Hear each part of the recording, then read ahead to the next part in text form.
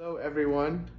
Basing from that introductory video that I shared with you, you can probably already guess what kind of career path I took personally.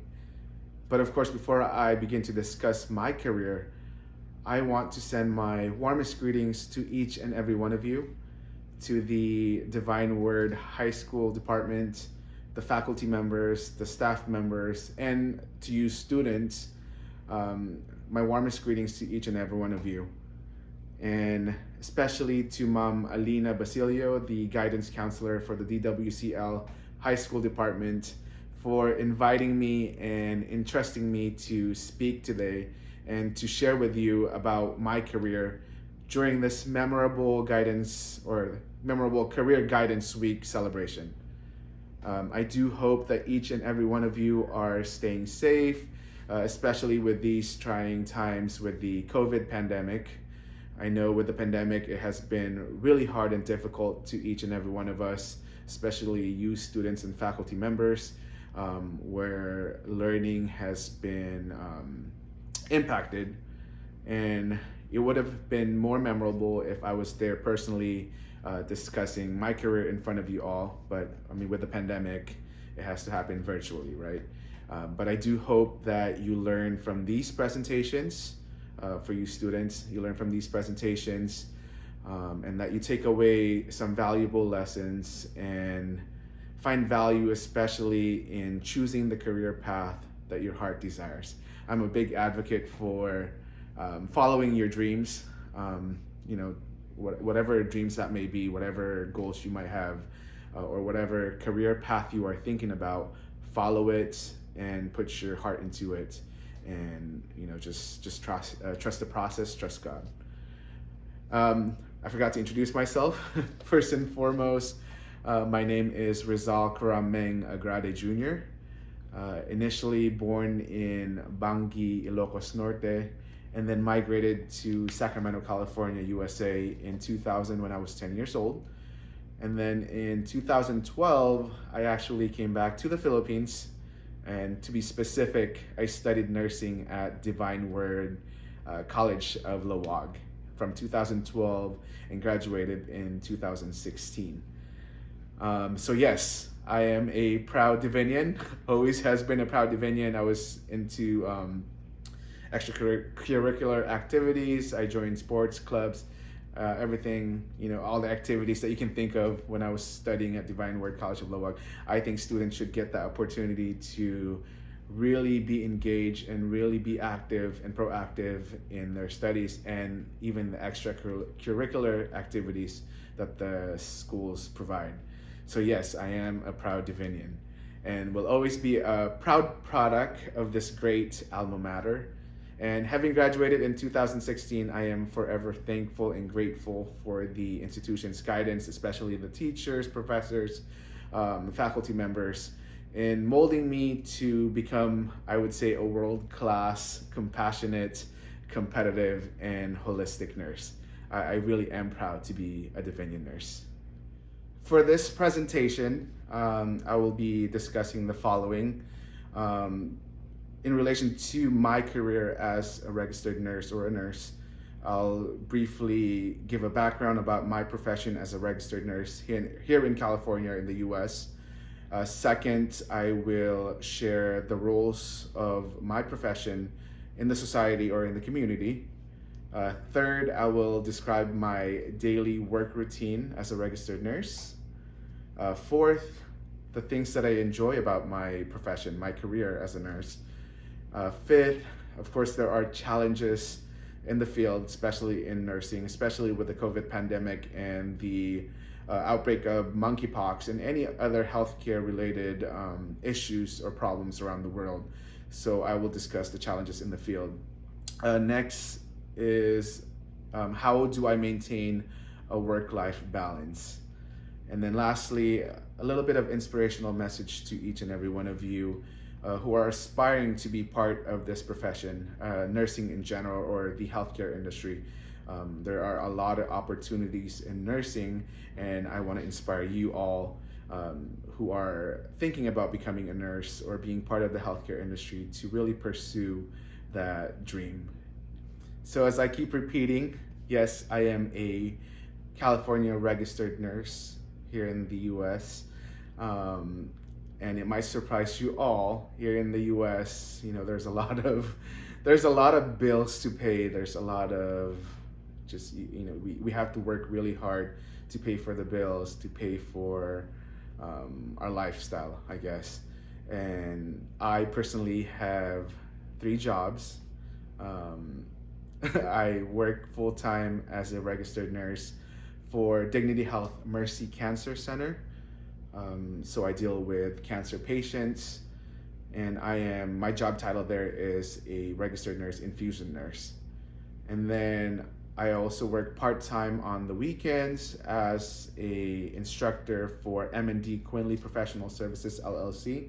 And what I do with M&D Quinley is I am an instructor for caregivers, home care administrators for their continuing education units. So I do work for them as an instructor again. And then last job that I just got accepted to is a home health job, or a home health career with Blossom Ridge Home Health and Hospice. And what a home health is, it's, I guess in the Philippines, it's similar to a community health nurse, where you make house-to-house visits. You admit these patients into the home health, and then they are followed by a registered nurse, licensed vocational nurse, or LVN we call them, a physical therapist, occupational therapist, a speech therapist, and home health aide. So it's a collaborative effort with professionals in the healthcare industry, so that these residents or these patients don't have to keep going to the hospital or somewhere else. So we bring the care to them in the comfort of their home. So again, similar to a community health nurse in the Philippines. But again, my main job full time is an infusion nurse. So in that infusion nurse role, I deal with a lot of cancer patients. Like I said earlier, we administer chemotherapy drugs. For those of you who are not aware what a chemotherapy is, these are medications given to patients who have cancer to either cure or kind of stop the growth of the cancers, or to extend their lives, basically, with these medications. They are hazardous drugs, and they are given for us as infusion nurses, we give them through the vein, or what we call IV or intravenous. So those are my jobs. The next topic that I will discuss are the roles of nurses, in the profession of nursing in the society and in the community. So nurses serve their communities in so many ways, so many ways, and have very essential roles in the healthcare industry. Nurses promote healthy lifestyles, advocate for patients, provide health education and teachings, and directly care for many patients and their family and loved ones. Nurses have a multifaceted role as holistic caregivers, patient advocates, specialists, and researchers. Some work in the clinics. You guys probably know this or observe this, but there's nurses in the clinics. There's some in the hospital. Dialysis center is one of them. A cancer center, of course, where I work. Even the prisons have nurses as well. Mental health industries or facilities, the government have nurses as well. Schools, in the high school department, you probably have a school nurse. Actually, in the college department, or I believe in the high school department, one of my classmates in nursing is the current school nurse. Shout out to Mom Angelica Aurelio. But in schools and just about everywhere, you can nurses have a profession and a role in every department, in every facilities for the most part. There are limitless of roles that nurses play in the society and community, which is the reason why graduating as a nurse can put you in different path in society and community. Again, you can have direct patient care, you can have clinics, non-patient care such as auditing hospital documentations as a nurse. That is possible, and again, very, very multifaceted. Before I get on to talking more about the rest of the roles of nurses in the society, let's go ahead and watch this video talking more about it as it encompasses the roles of nurses in the society.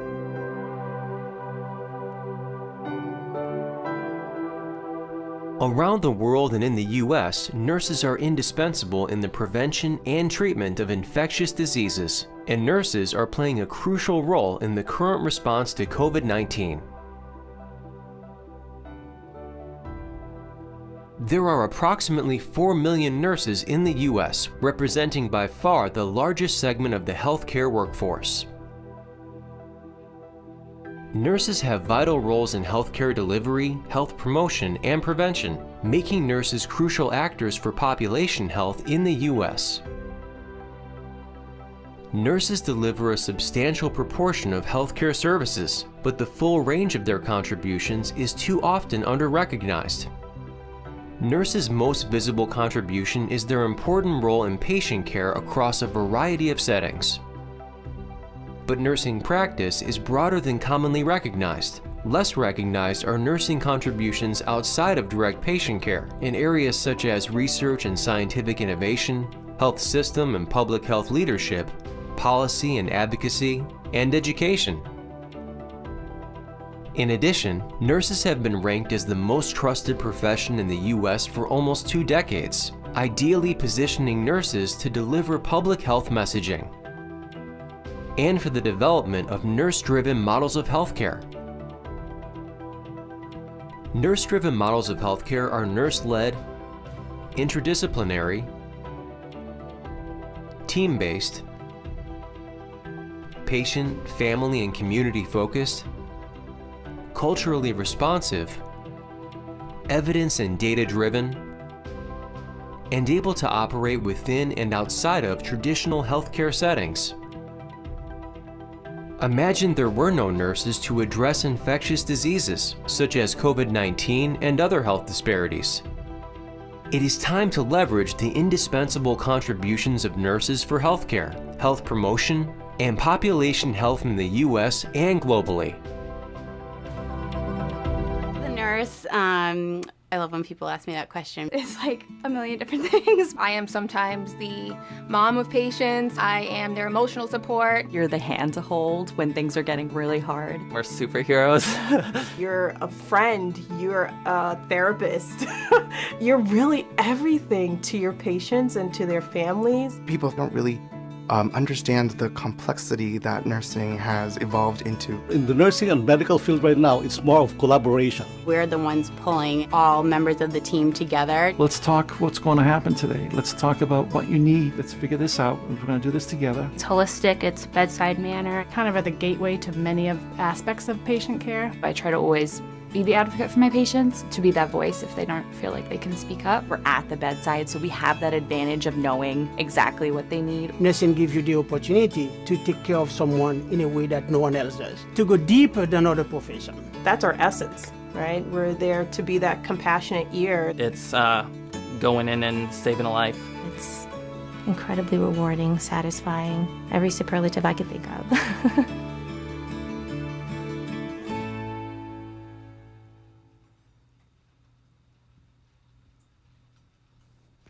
So as you can tell from the video, nurses do play a lot of roles in society. That's why I am very proud to call myself a nurse, a registered nurse, and I am proud of all the nurses out there in the world, not just in the United States or California or in the Philippines, but all over the world. Nurses have truly made a huge impact in society. Especially with the COVID pandemic that happened, or that still continues to happen, because it's not fully over yet, but within the last 2 to 3 years. And in regards to COVID, I mean, nurses are the frontliners in the healthcare industry. who greatly made sacrifices and impacted the healthcare industry as well in caring for, these patients who are just, who are experiencing this kind of pandemic alone, and the nurses are there to hold their hands basically and to comfort them. So I again commend all the nurses all over the world, especially with the COVID pandemic.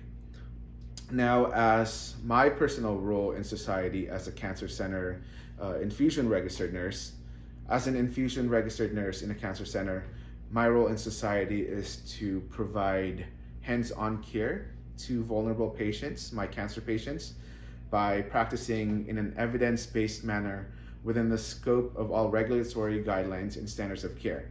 I do play a vital role as an infusion nurse in offering communications with the patients and with their family members who are going through cancer, and to implement and monitor patients' care plans, because there's a lot of collaborative effort when it comes to cancer care. Their care plans, their records, and of course their conditions. So again, it is all about being just being there for the patients and the family members. And again, that is one of the greatest roles that I have had the honor to be part of, is to take care of cancer patients in the society. So with this, I want to go ahead and show you another video of the role of an infusion nurse. This will tie into what my daily life is like as an infusion nurse for a cancer center. So here you go. I am an infusion nurse. Most of the infusion process has moved to outpatient settings, so that creates the opportunity for the nurse to work very autonomously, to interact with your patients and families very closely while delivering patient and family-centered care. This was perfect and fine and went well over here does not mean this is going to be the scenario over and over again. As a manager, and actually right now as a director, I mentor other nurses, stand beside them and provide quality care, answer questions, and work as part of a multidisciplinary team.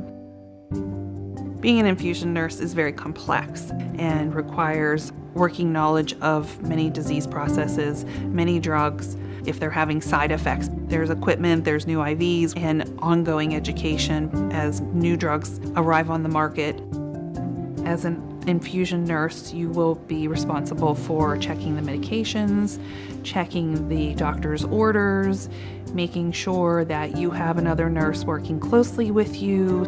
Sometimes I'm Sherlock Holmes, delving into all the notes and all the information to better understand how we should be treating this patient correctly. There we go. Okay. You do see the bigger medical picture. You had been set to receive a drug that was potentially going to cause hair loss. Yes. It's not the disease we're treating the whole patient. A lot of the patients that we see have chronic conditions. These are people that you treat over long periods of time. You develop long-standing relationships and that trusting relationship. So knowing I have that option available makes me think that my life's gonna remain a little more normal. Infusion nurses teach the patient about their drug. They teach their patients about how to navigate through life with a chronic disease. And they're going to make sure the pneumococcal vaccine's in there.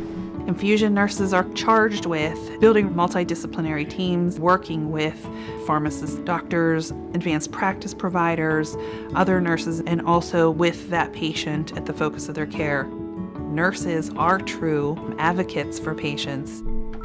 And I know we got the code straightened out, but you were just really concerned about actually whether or not the bill was going to get regenerated. The infusion nurse understands that we need to know that the expense of the drugs are covered. We understand that it can impact that patient's financial quality of life. If you get something in the meantime, will you just give me a call? Yes, I will. We will engage and go the extra mile to find resources for the patients and families. She has lots of years experience with ports and IVs, so I wanted her to kind of share some of her knowledge with you today. The outpatient infusion nurse provides a large nurse effect because it enables the patients to have a quality life. They can maintain their work life, they can maintain their hobbies and their family life, as well as managing their chronic disease. If you need anything. Linda. Thanks for everything. Okay. All right. I am a coach, I am an educator, I am a cheerleader, I am an infusion nurse. So from that video that you saw, I mean, infusion nurses do play vital roles in society, especially for cancer patients, those that are very vulnerable, who are just trying to make it day by day, trying to survive as long as they can for their family members. So this ties into my next topic, which is a description of my daily work routine, so you can kind of get an idea of what I do on a day-to-day basis as an infusion nurse.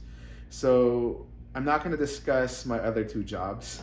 I'm just going to be more detailed about my full-time job as a registered nurse, infusion cancer center infusion nurse. So with that job or that career, I start from 8 to 4:30, so 8 a.m. to 4:30 p.m. because it's an outpatient cancer center. Monday to Friday, so I do have the weekends off from that job. And as soon as I clock in, I start out by reviewing my patient load, basically looking through the accuracy of the medication orders for each patient I am assigned to. Are they due for their chemotherapy medications? Are their labs good? Are their orders good? Do the doctors say it was good to go as far as administering these medications? Once I deem that they're okay to be infused or be given the medications, when they arrive to the clinic, I take their vital signs, which consists of their blood pressure, their weight, their heart rate, their temperature, just to make sure that they are okay for chemotherapy drugs. Because these again, like I said earlier, these chemotherapy drugs, they are very hard on the body. And so if their vital signs, like the ones that I said, like blood pressure, heart rate, temperature, are not within the appropriate levels that the doctors want them to, then they could be more prone for more harm. So we have to be very careful all the time as infusion nurses that we look at those closely. Now, if the vital signs are good to go, and the labs are good to go, and the orders are good to go, and the doctor or the orders meet, or the patient meets the criteria, then they are able to get the chemotherapy. So when I confirm the orders are correct and their lab values are within appropriate for treatment, then I activate the orders, which are your chemotherapy drug orders. After activating, I start the patient's IVs, or intravenous IVs, meaning medications given through the vein, making sure that the IV line is patent with good blood return and the line flushes easily without any problems. I do this to prevent extravasation, meaning medications getting out of the veins, again, because chemotherapy drugs are harmful. It's a job where you have to be very careful. You have to be very observant. You have to be very, you gotta have to be an advocate for your chemotherapy drugs are available. I go ahead and connect the medication to the IV line and the pump, which is the machine that administers the medication, or help administer the medication into the patient's system. Making sure that the rate of the IV is given according to the doctor's orders. That's where we have to be really careful. Aside from infusing chemotherapy drugs, we also draw blood, or in the Philippines they call it bloodletting, but it's specific for cancer patients. We draw blood for their future appointments, and then we also inject other chemo drugs and other medications via the intramuscular or their muscles, subcutaneous or the fatty areas of the body, like the belly, on the upper arms, on the side of the thighs, and so on. So those I also do as an infusion. Yes, that is my daily work routine. I have to say though that the best part of being an infusion nurse is communicating with the patients, just being there for them and the family members, because I mean they're going through really hard times. So they are very appreciative of the nurses, us nurses, in helping them get through this difficult times. Now I want to show you this video that's coming up. I found this online and it really does summarize, or it's almost accurate to what I do as an infusion registered nurse at my cancer center facility. So please enjoy.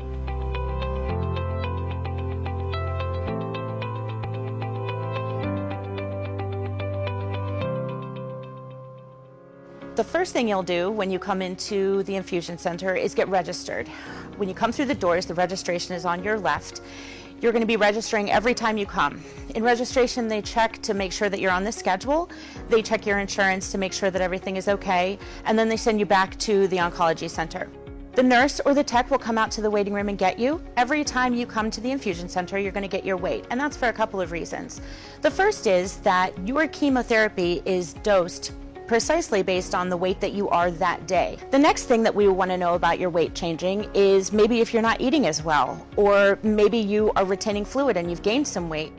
When you come back to the chair that you're going to be in, you'll be in a chair kind of like this, a recliner. You'll be out in an area with other patients, but if you need more privacy, we have curtains that we can draw to give you more privacy. The next thing that we do is get your blood work. If you've got a Metaport, the nurse will access your Metaport, and we can get your blood work from that. If you don't have a port, you'll be getting an IV placed. That's also where we'll infuse your chemo from. We'll get your vital signs and make sure that everything is fine with that. Your heart rate's not too high, your blood pressure's not too low, and make sure that you're stable for chemo. Once the nurse sees that blood work and makes sure that everything is okay, then she takes your order back to the chemo pharmacy. They don't mix any of your chemo before you get here, because if you were to come and maybe you had too many side effects, or you weren't feeling well that day, or your blood pressure was too high, or any of those things that might happen, or maybe something in your blood work was off, the doctor might decide to not do your chemo that day for some reason, or they might decide to reduce the dose or something like that. If the pharmacist had mixed your chemo ahead of time and then we changed it, or you didn't get it, they would have to toss that chemo. There's a TV at all the chairs. You can bring whatever you need to make you comfortable. We have drinks and snacks. You're able to bring whatever you want to with you as far as food. We have a microwave and a refrigerator for you to use if you need that. You can bring your own computers. People bring tablets. Some people like to do work. You'll also be getting some pre-medications. These are medications that we give you in order to make the chemo better tolerated and to also preemptively take care of some side effects that we might know that you're going to get. Everybody will be getting some nausea medication, whether in your IV or in a pill form. You'll always be getting a bag of hydration. That's just fluids. One of the biggest questions that people have is, how long am I going to be there? It's always different for everybody. The last thing you do before you leave here is make your next appointment. And that's pretty much your day at the infusion center. We do our best to keep you comfortable and keep you feeling well while you're here. Found valuable lessons, or kind of pictured what I do on a daily basis as a infusion registered nurse from that video, because again, that kind of summarizes, or that's very accurate in what I do from a day-to-day basis. Now, the next topic that I'm discussing about or talking about are the things that I enjoy about my job. I'll be honest, since I've been out of high school, I have always been passionate about the healthcare industry. A little background about my other career paths aside from nursing. I started out as a CNA, or a certified nursing assistant. Basically, there are nursing aides, similar to the Philippines, nursing aides and caregivers I started out at an assisted living facility, and then also worked in skilled nursing facilities for the elderly, so a lot of geriatric patients, a lot of the elders.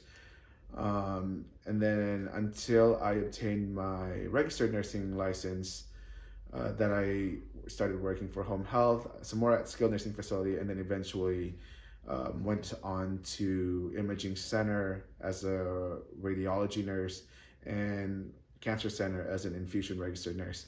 And I truly have always loved the profession. I've truly loved nursing in general, no matter which path it took me. I've always loved it. I think it's the passion for caring for other people, for just giving back to the society, that really made me love the job. To me, it doesn't really feel like a job. I mean, yes, I get paid well, but it just feels like I'm enjoying what I'm doing. It's a passion. It's not a job. So those are the things that I enjoy about being a nurse, which is one of the reasons why I always tell people, or I always encourage people who are going into nursing, you have to really think deep inside if caring for other people is something that you want to do. Don't think about just the monetary or the financial aspect of it. It really has to come from within. Now, can you learn to be a good nurse, or can you learn to be a compassionate nurse? Yes, I would say so. Just find it in your heart and soul that you care about people and you don't want to do any harm, then you can find success in the profession or in the industry. Now, going on to the second topic, the challenges in the field, both local and abroad.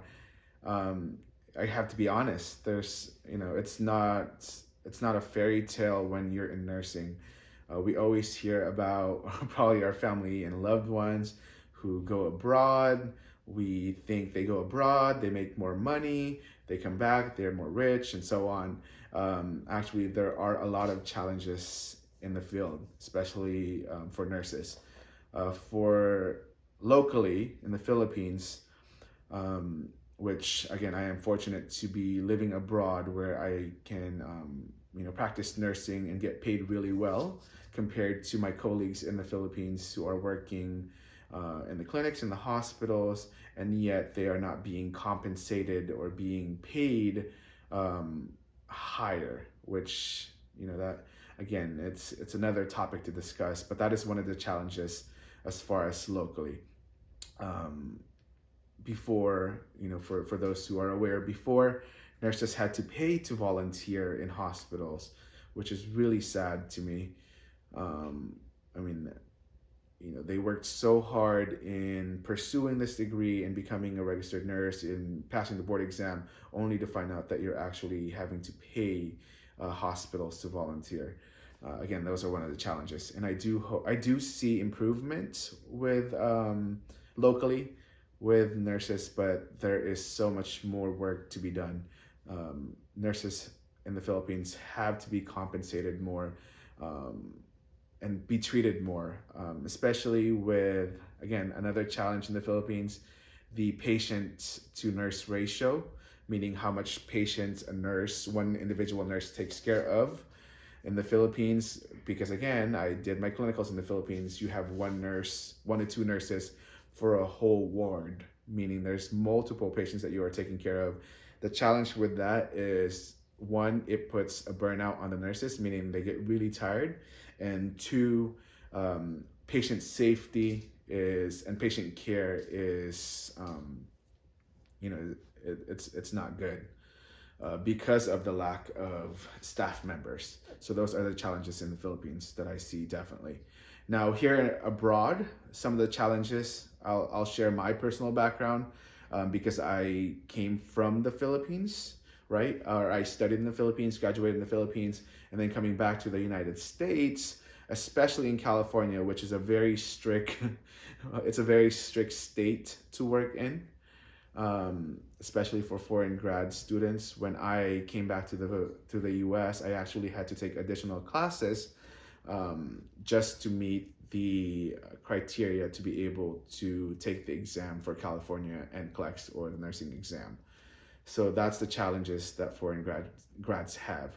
Although I do know that with the COVID pandemic, they were more lenient. They kind of were easier on those who were trying to apply for California NCLEX or nursing licensure exam. So hopefully in the future, I always tell my coworkers this, that Philippine nursing students in the Philippines, or those who graduate from the Philippines, have more experiences than here in the US, and they always agree when I say that. So hopefully in the future, these challenges, both locally and abroad, are tackled and the government listens, right? So again, I'm hoping for the best with regards to the nursing profession. Going on to how I personally maintain work-life balance. You are probably wondering, wow, he has 3 jobs. How does he balance work and life? Surprisingly, I even surprised myself. Surprisingly, I do have a great work-life balance. I applied for these jobs where, for instance, the home health and the part-time as instructor. I applied for these jobs knowing that I have to set my own hours. So I make myself available for them if I am available. If there is no busy schedule on my weekends, for example, because I already know my set hours from 8 to 4:30 with my full-time. And if I want a day off or 2 days off, then I just tell them that I'm not available. That's why I only work on call and part-time. So yes, I do have a great work-life balance. Do I get full 8 hours sleep? I can, but I don't. Honestly, I sleep maybe an average 6 hours a day for the most part. But that's because of my choice. But if I wanted 8 hours of sleep, I could easily make that happen. But yeah, in any profession, it's all about your mindset. You take control of your schedule. Don't take on too many things that you can't handle. Learn to balance life and work, because it shouldn't be all about work. But again, as I said, nursing has been a great career path for me, so it doesn't feel like work after all. So yeah, it's all about balance in life. All right, and then the last part, which is, I think, will be my favorite part, is the inspirational message to the students who are listening to me right now, to those who are aspiring to be part of the profession, the nursing profession. My inspirational message, I know, and I'll be honest with this message. I know that in the Filipino culture, in the Filipino community, we might have a relative, family members, uncles, aunties, brother, sister from abroad who pushes us to become a nurse. Not if you agree.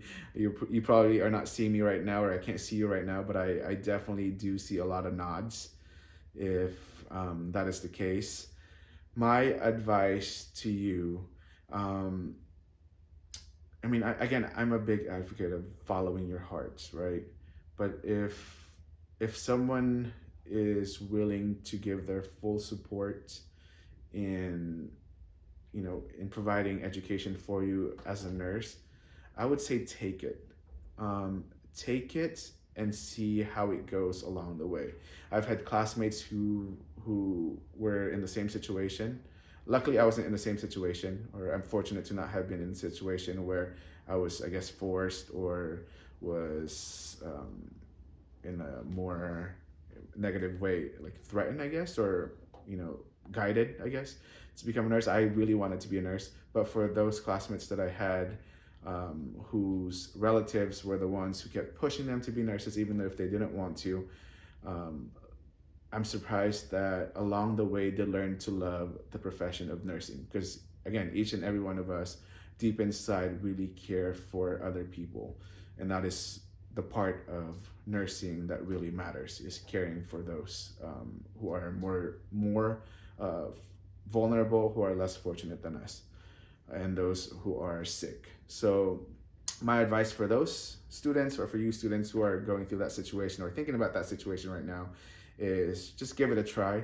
But if it really isn't for you, I don't recommend pursuing it in the end.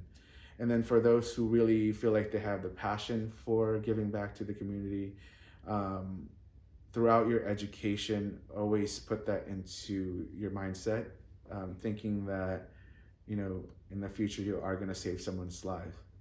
And because that is what nursing is about, saving someone's life. Hopefully you get to experience the same feelings that I do experience, the gratitude, the feeling of satisfaction deep inside for caring for residents or for caring for patients. In my personal experience, caring for cancer patients. So again, you know, take the challenge and just learn to love nursing if you are going to go into nursing. Yeah, that's my inspirational message.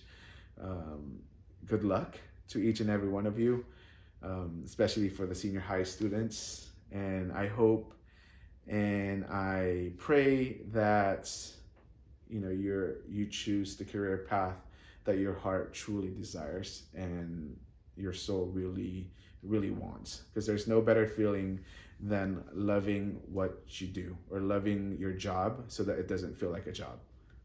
Okay? Thanks, everyone. I hope you learned a lot of things from my presentation, and will continue to learn from other people's presentation. It has been my honor to speak in front of you, and I wish it was, you know, personally seeing you live, but I do wish each and every one of you success, good luck, and I hope to hear your success stories in the future. Thank you. Thank you.